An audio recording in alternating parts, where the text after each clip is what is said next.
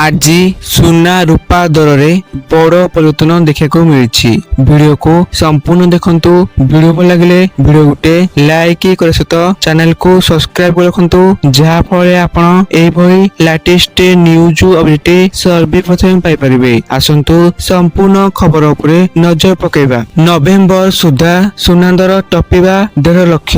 दिन को दिन बढ़ी चलती सुना दर। तेबे आज सुना किणवा पूर्व नजर पकांतु आज केते अछि सुना दर। कारण सुना और रूपा दर वर्षक मध्य असंभव हार वृद्धि देखा मिली। केते दर सुनारे वृद्धि होइछि, केते दर रूपारे बढ़ी। आसंतु नजर पकेबा। आज भारतीय बजार में 24 कैरेट सुना दर 10 ग्राम पिछा 1,28,890 टंका रही। सेहीपरि 22 कैरेट सुना दर 1,18,150 टंका छुईछि। एवं आज ओडिशा राजधानी भुवनेश्वर में 24 कैरेट सुना मूल्य 10 ग्राम पिछा 1,28,890 टंका रही बेले 22 कैरेट सुनार मूल्य 1,18,150 टंका को पहुंची। अन्यपटे जदि आमे आज रूपा दर देखा 1 किलो पिछा 2,70,000 टंका कारोबार आरंभ कर सूचना रही। आपण वीडियो को संपूर्ण देखिथारु आपको धन्यवाद।